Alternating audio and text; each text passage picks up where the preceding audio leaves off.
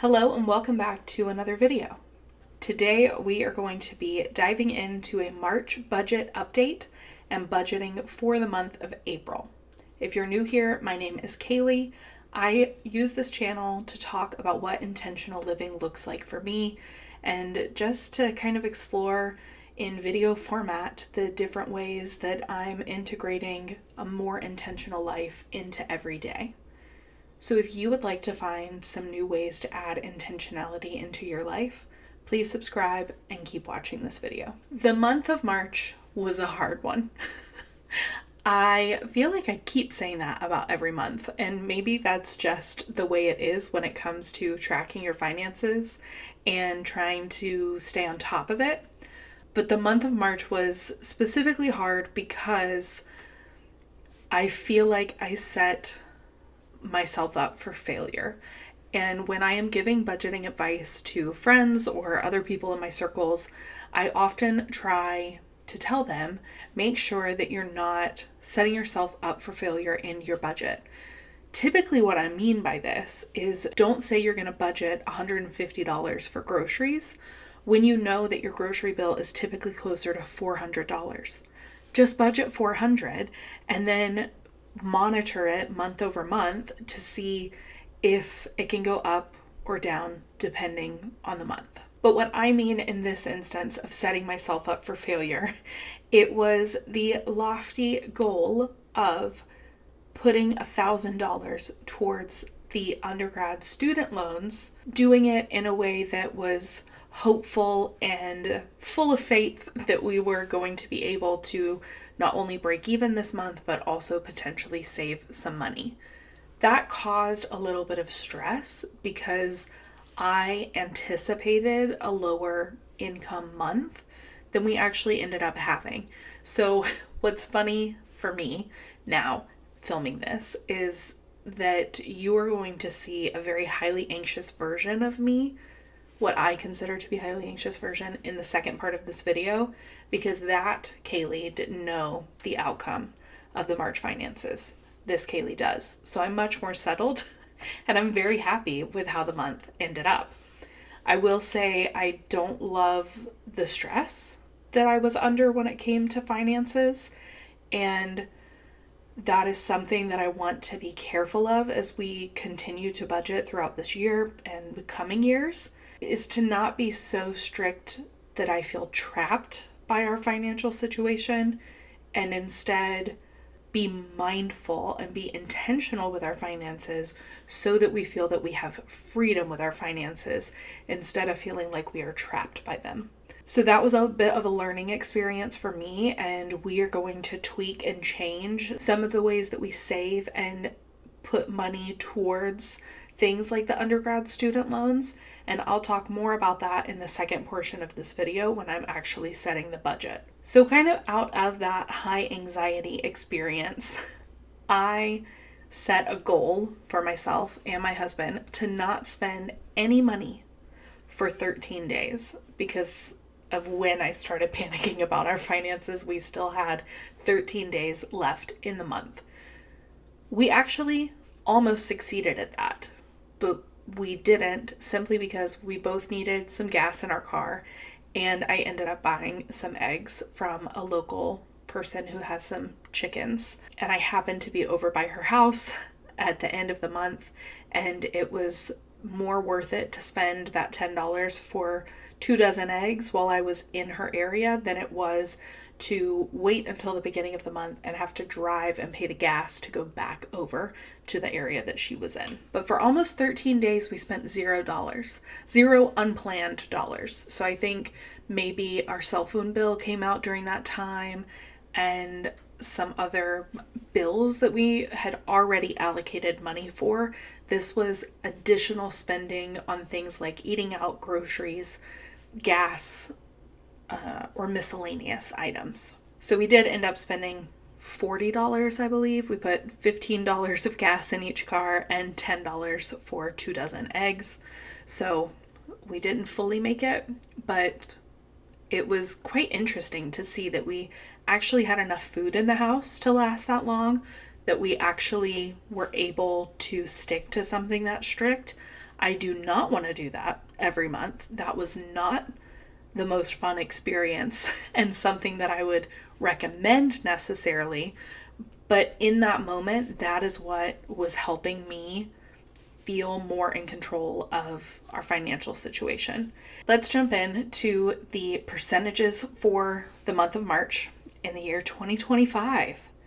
We are a whole quarter of the year in, which feels absolutely wild. I truly cannot comprehend that. I'm going to start with the highest percentage though, which is 29.1%, which is what we owed on our taxes. We have made adjustments to my husband's W-4 and to a couple of other things to hopefully mitigate having to owe next year. And we'll continue to kind of tweak that throughout the year as things ebb and flow with our income to make sure that we're doing as much as we can and being as proactive as we can to not owe taxes next year. 2.3% of our budget was spent on gas. 0.3% was spent on subscriptions. Rent and utilities, plus our phone and internet bill is included in that, was 25.3%. I just need to pause and say that I think that that is absolutely wild that our tax amount that we owed was higher than our rent and utilities, because our rent and utilities used to be so much. And while there are things that we miss about that home, I would much rather spend less on our living costs so that we are set up well for the future. Insurance was 5.2%. Eating out was 2.8%, groceries 4.7%, savings 5%, miscellaneous 7%, business 0.4%, and loans were 18% of the overall budget. We will get into the numbers and I'll expound on a couple of these categories because some were very much outside how much we budgeted for the month, and I just want to kind of talk through that process. But overall, we had a really stellar month in March. We actually had savings of 5%, which was wild. That includes cash savings and Roth IRA savings. That does not include my husband's 401k that gets immediately taken out of his paycheck. And I think that that's an important thing to remember when looking at these numbers. Our health insurance and like vision and dental, as well as 401k contributions, are immediately taken out of the paycheck. So I don't track that month to month. What I am tracking in this spreadsheet is specifically expenses on our credit cards or expenses from our checking account. I do think that once our debt is completely paid off, I will want to track those things a little bit more closely, but right now this feels really good for where we're at. So now let's look at the categories, how much we budgeted and how much we ended up spending, and if there was any savings in that budget. For groceries, we budgeted $350 and we ended up spending $342.59. So we underspent that category by $7.41. That's crazy. Eating out, we budgeted $280 and we spent $207.80, underspending by $72.20, which was really impressive. I think we did really well in January and March for eating out, and I will say that that was hard. It was hard to come under $250, but we did it. Rent and utilities is a category that I know what it will be before the month comes up, so I budget the exact amount that it will take to cover those expenses. So I budgeted right at $18.50, and that was exactly how much we spent. For subscriptions, we budgeted $16.99, and we overspent that budget because we paid for 4 months of Disney Plus for $2.99 per month. My sister was over. We really wanted to watch the new Moana movie, and Disney Plus doesn't let you share passwords anymore. with family who doesn't live in the household. So we did end up getting 4 months of Disney Plus for $2.99, and we're trying to make the most of it, watch as many things as we want to before that 4 months is up, and then we'll kind of reevaluate at that time because the price will jump pretty significantly. So we did overspend in that category by $2.99. For gas, we budgeted $190. We ended up spending $165.20, underspending by $24.80, which is pretty good considering the gas prices just keep rising. So we'll see how that goes in future months, especially once we start traveling. For taxes, I budgeted obviously exactly the amount that we owed. So that amount was $2,124, and we paid the IRS $2,124. For loan repayment, we set the lofty goal of paying $1,000 on my husband's undergrad loans and our normal car payment of $311.43. And that is what we did, $1,311.43. For insurance, that's another category that I know exactly what it will be going into the month. So I budgeted just around $380, and that was exactly what we spent. Business expenses are primarily subscriptions, again, that I know how much it's going to cost. So I budgeted $50, but I only spent $28.98. So I underspent that category by $21.02.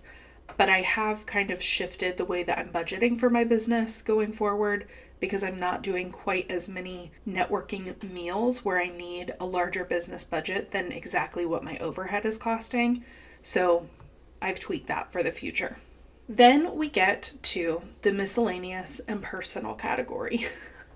So this I always like to break down between green light purchases, which are purchases we budgeted for, yellow light purchases, which are purchases we did not budget for, but we needed to make and really should have budgeted for, but didn't think about it. And then our red light purchases, which are purchases that we didn't budget for and technically shouldn't have spent, didn't need to spend. So I budgeted $300 in this category, anticipating needing to buy some personal hygiene items, anticipating at least one physical therapy appointment, and budgeting for my lip mask that I use in the evenings.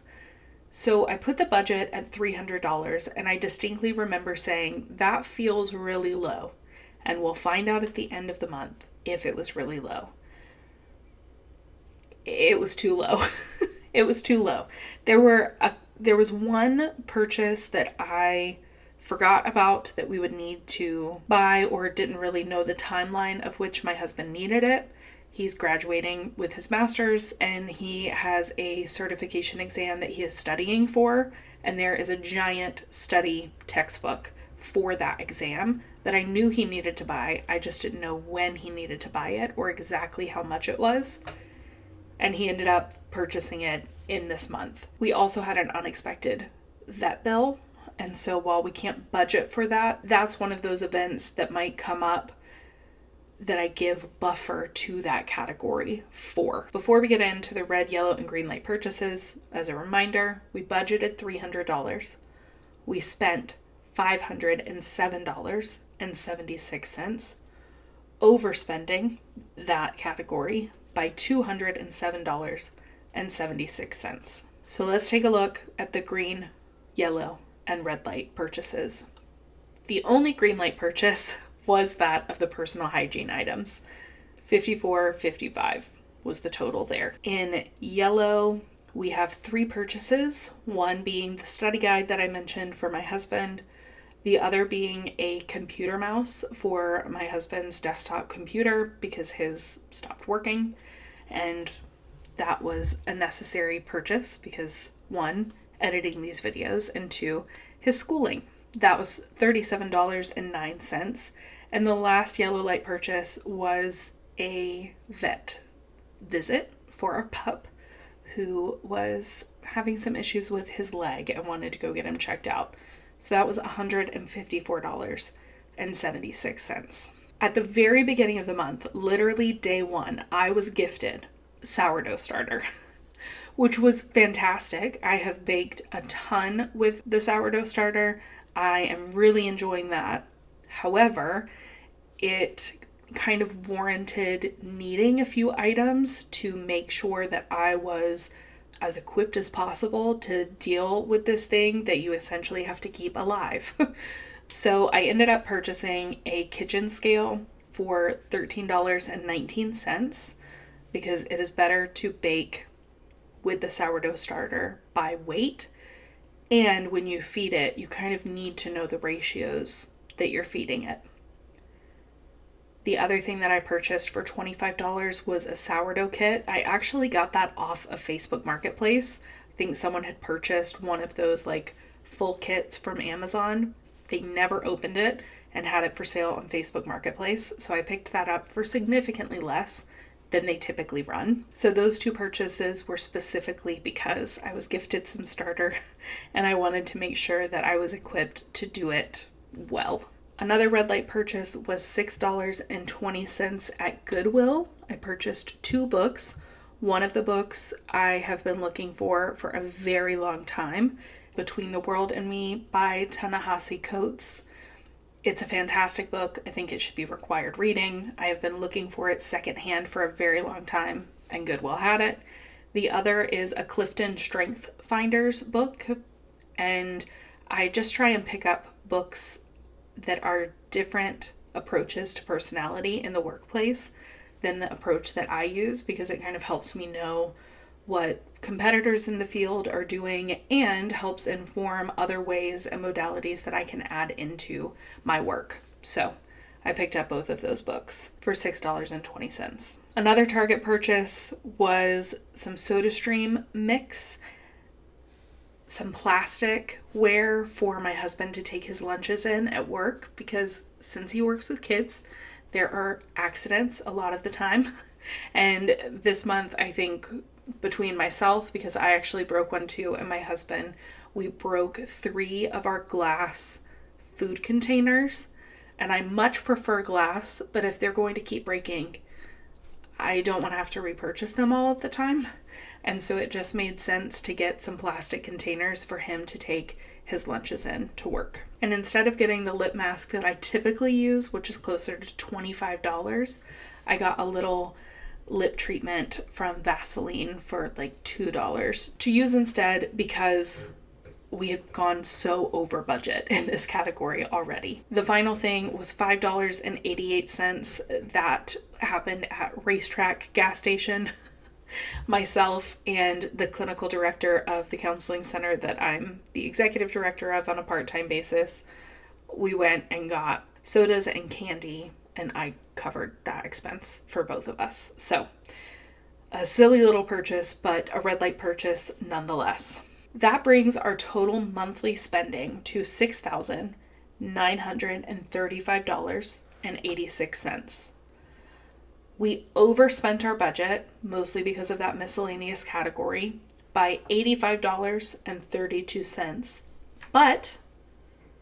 But we actually did have savings this month.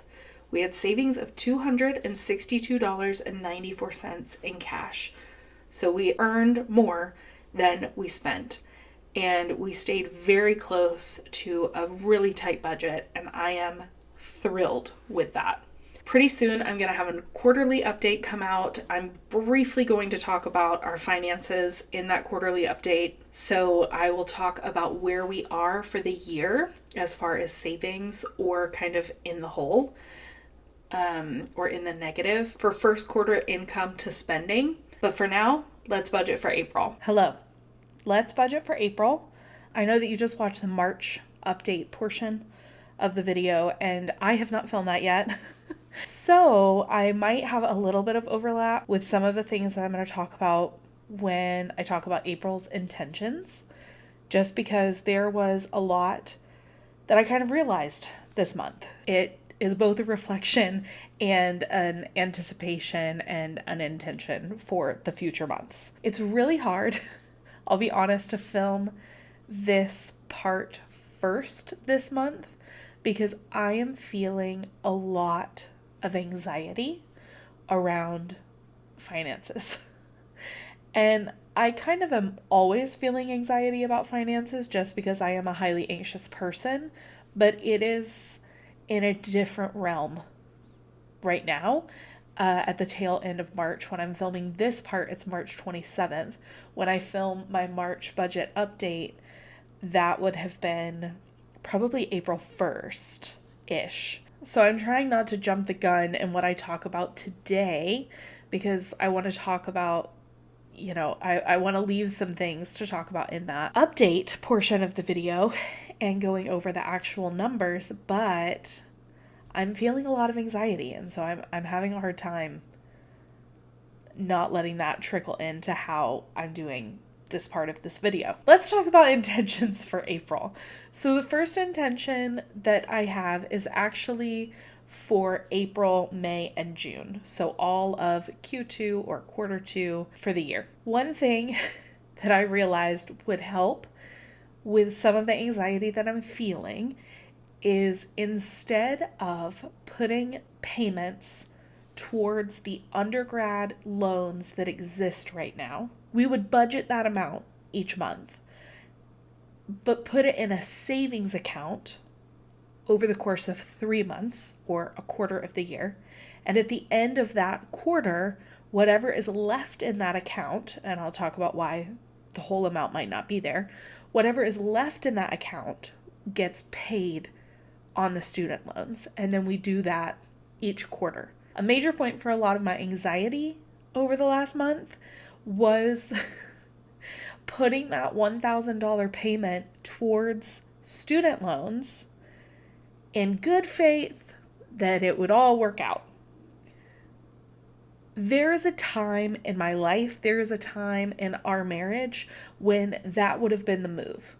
And because that's a place that we've been before, I anticipated that working out the same way that it has in the past.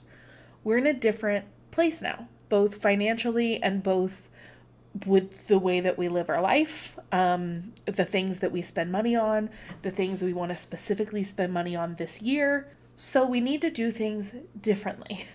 And while putting that out in good faith, and we paid it, and you will know already, but I don't know yet because we haven't gotten our last paychecks for March. So I don't know if we broke even or if we overspent or underspent our income.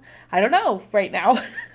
But what I do know is if instead of paying that $1,000 in good faith, if instead I put that $1,000 into a savings account to be held for 3 months so that at the end of 3 months, we paid whatever was there on the student loans, that would have alleviated a lot of my anxiety for some of the things that popped up that I was not anticipating to pop up last month. So the intention for this month is to start that process. It's to set aside the amount that we want to pay on the student loans. So if we put away whatever amount we budget, so let's say for April, we're budgeting $600 to be paid on the student loans, we will put that money into a separate savings account and just leave it there. We won't touch it. I've budgeted for it. It's like we paid it. But if we have an unexpected pet bill, like we did last month, instead of me scrambling to try and figure out where to fit that into the budget, I could, unless there's an easy place to add it to the budget, I could go and take it from that $600 and be like, okay, great, we're going to pay $500 or $450 instead of $600. And that's what we have left. And that's okay. But to have that money accessible, allocated, but accessible, I think will help alleviate a lot of my anxiety around unexpected expenses or purchases. Now, what that money will not be used for is if we overspend on our eating out budget or our grocery budget and then pull from that $600. No, that is specifically for emergencies or unexpected expenses that we can't get out of paying for in the month that we're pulling the money from that amount. So I hope that that makes sense. So basically, for April, for May, and for June, I am budgeting an amount as if we are paying it on the student loan, but instead of actually paying it, I'm putting it in a savings account, and at the end, mid to end June, I will take whatever is in that account and apply it to the student loans. One reason that this feels okay and it doesn't feel bothersome is because his undergrad loans are on deferment because he's in grad school. So none of them are accruing interest. The amount that is due today will be the amount that is due in June. No interest will accrue over that time. And so doing it this way helps alleviate some of my day-to-day anxiety and still allows us to budget for and pay on those loans, just in a little bit of a different format than we are used to doing them. So one thing that I'm hoping to talk about in the March update is the intention to not feel trapped by our finances. And I don't think we will in April. We don't have any big unexpected expenses like the tax amount that we owed last month. We also don't have any big anticipated expenses like the grad school payment that we had in January. And as is my intention every month, is to stay in the budget or to come. The other intention for April is to make sure that my husband feels very celebrated. His 30th birthday is on April 25th. And in all of my anxiety, I mean, it looks sometimes like total mental breakdowns, okay? I need to be clear that my anxiety around finances is not a pretty sight when I'm in the middle of it, you know? And so in a total mental spiral the other night, he said, "We can celebrate my birthday in another month. We don't have to celebrate it in April." And I was like, "Are you kidding? Of course we're going to celebrate your 30th birthday on your birthday, or at least your birthday weekend, because that's ridiculous." It is ridiculous to think that I am going to not intentionally budget for us to be able to celebrate you and to celebrate you really well. So absolutely ridiculous thought by him. He'll be editing this, so he'll see this. Let's start with the budget. I have already kind of typed all of this in because there were a lot of moving factors going into April. And like I said, I have had a couple of mental breakdowns regarding my anxiety around finances, which always involves pulling out the spreadsheet and starting to manipulate it, not just for the coming month and the month we're in, but I have now planned out certain things through July. I'm just going to kind of talk through it, but we'll still go through the same system, looking at upcoming needs, looking at appointments on the calendar, looking at different events on the calendar, considering gas needs based on some of those things, and looking at any additional or annual payments or services that we need to budget for. And what's interesting to me, but not at all surprising to me, is that in choosing a lot of these numbers, I didn't even look at the calendar. So I actually might update some of these numbers based on looking at the calendar. So let's do that first. Looking at the calendar, I know that Jonathan is off of work the 3rd and 4th of April, meaning he will be home the whole day, both of those days, and meaning I will probably take off from being in the office both of those days. And the likelihood of us either eating out or wanting to go and do something out of the house are pretty high. Even though we are total homebodies, once we have days that we don't typically have together, we feel the itch to do something. So we might end up doing something the 3rd or the 4th. The 4th, there will also be 6 nights when Jonathan is not home for dinner, but his dinner will be taken care of. So I don't have to factor in cost for that. And at least one night when my dinner will be covered for the month of April. That's significantly less than normal just because of different circumstances with my sister and the other person that we do caretaking for, just how the calendar falls. There's going to be less time over the course of the next couple of months than there was in January, February, and March. We also have 3 holidays or celebrations in the month of April. So we have Easter, which just probably means we'll be getting dinner or lunch with my family. And then on that Thursday is my sister's birthday, and so we will be celebrating that evening with my family. And then Friday, the 25th, is Jonathan's birthday, and we'll be going out that night for his birthday. So those are some of the things that I know. The other things that I know are based off of the previous months. So in January, now that we're going into a new quarter, I do like to look at the last 3 months and see which budgets I allocated too much money to or not enough money to based on what was happening in that month. So in January, I budgeted $300 for eating out, and we spent under $250. In February, I knew that we would eat out more, so I kept it at $300, and we overspent that budget and spent closer to $425. And then in March, I budgeted $280, and we only spent $207. So going into April, knowing that we want to eat out for his birthday and knowing that we have some other things that are going to have us out of the house more frequently than we typically would be in a month, I'm going to put our eating out budget at $350. So I'm putting our budget at $350 for eating out. I think that should be enough. We will see. I did have it at $380 previously, but I have upped our grocery budget a lot because we have totally emptied our pantry and our fridge. So our grocery budget right now is set at $400, which is the highest it's been in a very long time.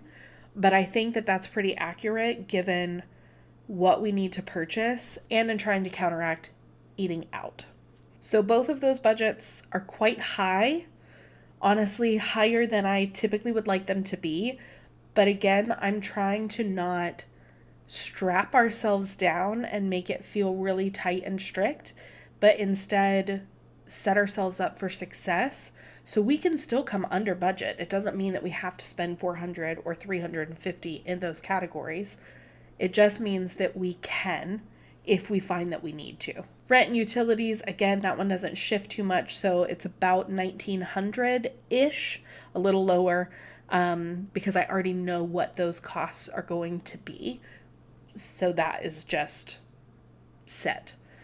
Subscriptions, I would have already talked about this probably in my update, but subscriptions is higher than our normal because we did get Disney Plus for 4 months, and we are trying to make the most of that and really use it and make it worthwhile. So instead of the normal amount of $16.99, it's $19.98 for the next 3 months. For gas, I have estimated roughly $180. We have come under budget every single month, and so I think that that's a very decent amount for what we will need this month.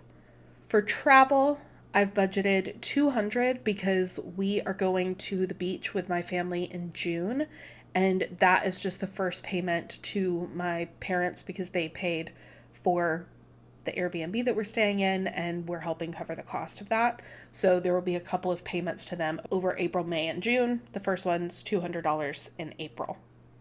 For loan repayment, we have our normal $311.43 on the car. We are so close to paying that off. So we will owe less than $1,000 on that when that payment goes through. And that's just so exciting. And then we have our student loan. The amount that we're going to be putting to the undergrad loans is $600. But like I said earlier, I'm going to stick that in a savings account. I think I've actually already set up that withdrawal to happen at the first of the month to the savings account so that it's held there until the end of June when I pay whatever is in that account. So just under $1,000 for loan repayment. Insurance is $381.33. That's for car, umbrella, and life insurance. And then business amount is just the subscriptions that I pay for, is $28.98. Then for the miscellaneous and personal budget, we need to talk about a few things, okay? We need to talk about the fact that right now I have this budget set at $800, which feels outrageous. I don't think the budget has ever been set there. We've definitely spent that much in that category before, but I've never intentionally set the budget there. So let me tell you why and what the heck's happening with that. I am out of all of my supplements. I ran out actually a couple of days ago, but I am waiting until the next month to purchase them. We need tissues, we need toilet paper, I need a face SPF, and we need Advil, and I need more Zyrtec because of the pollen. And then there are 3 other things that we are already budgeting for. We need an oil change in both of our cars. So that'll be roughly $160 total. Jonathan needs more coffee, and a local coffee shop that we love, I think I've probably talked about it before, Alma. They have a canister program where if you purchase one of their canisters, I know, I wish they would let you bring your own, but if you purchase one of their canisters, which I think is $39 for the 2.5 pound canister, you can go to their store and have them fill it up with whole beans for the price of, in this case, a 2 pound bag. So you get half a pound for free, essentially, because you have the canister.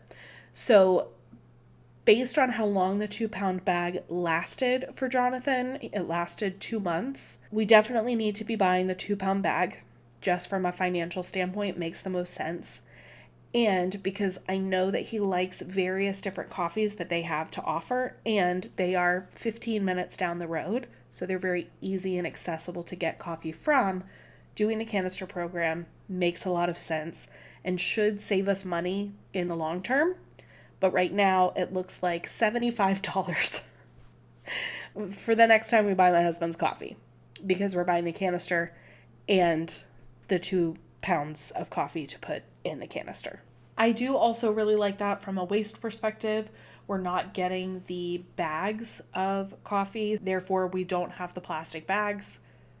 I think they're plastic that they come in. Either way, we're not having to get rid of anything when purchasing coffee. We're just taking the stainless steel canister to the coffee shop, having them fill it up, grinding the beans as we need them, and keeping it that way. We've budgeted for all of those purchases that I said, plus the 2 oil changes, plus the coffee and canister. And then finally, I desperately need a haircut. And I have chosen to get some highlights when I go and get my haircut, which makes it significantly more expensive than just my haircut, which is typically $50. However, I was looking at some photos and the dimension that it adds to my face and my hair, and I just need it for the summer, okay? I have not gotten my hair highlighted, and I just do, you'll see it because I'll be doing videos, but I do very lived in highlights. It's kind of a balayage situation, but even less, I would say, because I really don't plan on keeping it up. I don't plan on doing it frequently. The last time that I had it done was in 2023. And I have just now cut all of that out of my hair from regular haircuts. So I will probably get it highlighted, add some of the lightness to the hair in April of this year, and I probably won't do it again until next year or the year after.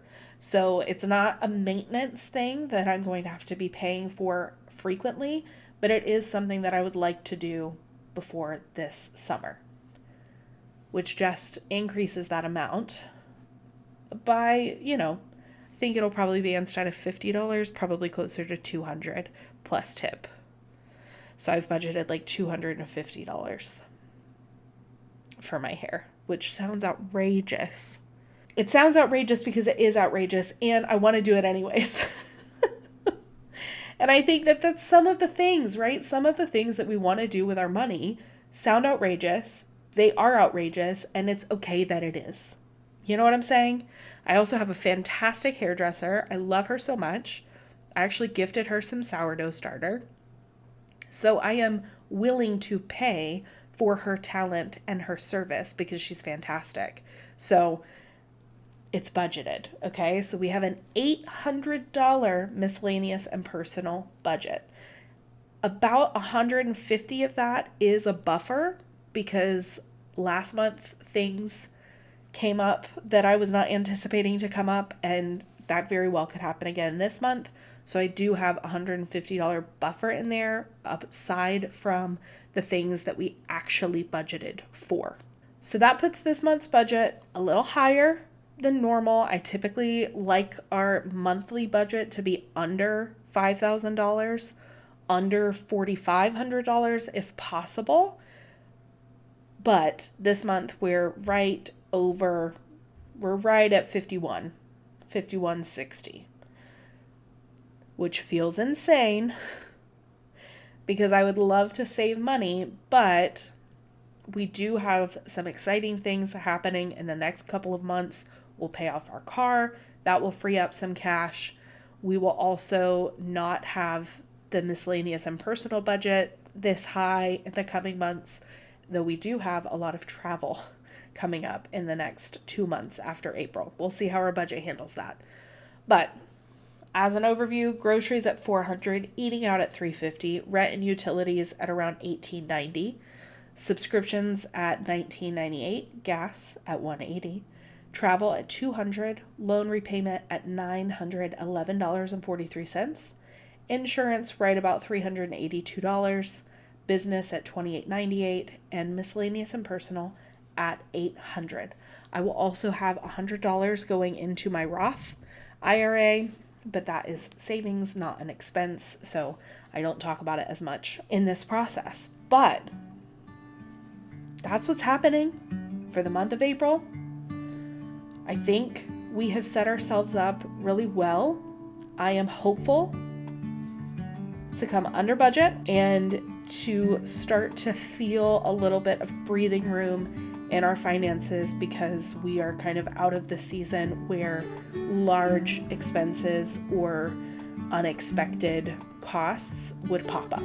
So I hope that you have a great rest of your day, a great beginning to April and this spring season. Until next time.